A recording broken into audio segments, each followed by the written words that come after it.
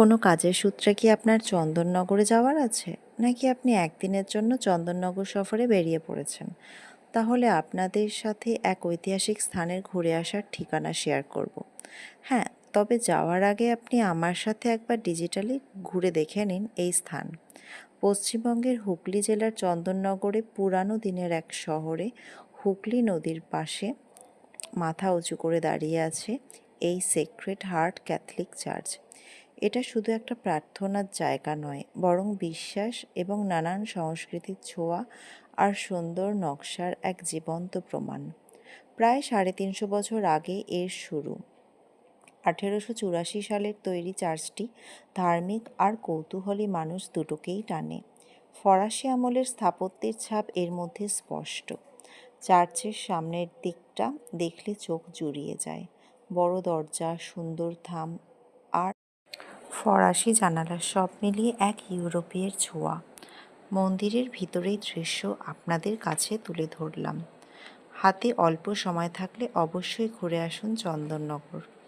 ভিতরের দেওয়ালে যীশুখ্রিস্টের জীবনের নানান গুরুত্বপূর্ণ ঘটনা, মাদার টেরেজার মূর্তি, যীশুখ্রিস্টের মূর্তি এবং বিভিন্ন রকম ঘটনা ছবির মাধ্যমে আঁকা রয়েছে, যা বিশ্বাস আর ভক্তির গল্প বলে।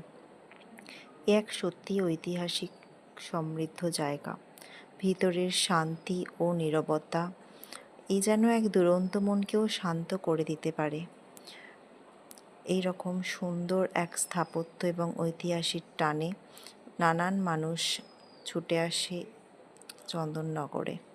আপনাদের হাতে সময় থাকলে অবশ্যই আপনারা চন্দননগরে আসবেন এবং এসে এখানকার সুন্দর দৃশ্য, গঙ্গার ধার, চারিদিক আপনারা ভ্রমণ করতে পারেন।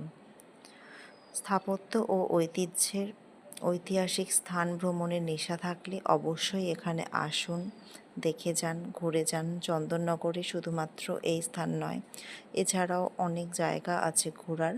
আপনারা সকল অন্যান্য স্থানের সঙ্গে এই স্থানকে আপনারা অ্যাড করতে পারেন। আপনাদের সত্যি ভীষণ ভালো লাগবে। আপনাদের ছোট ছোট ছেলেমেয়েদেরকে নিয়ে আপনারা এই ঐতিহাসিক স্থান দর্শন করাতে পারেন। আপনাদেরও ভালো লাগবে, তাদেরও ভালো লাগবে।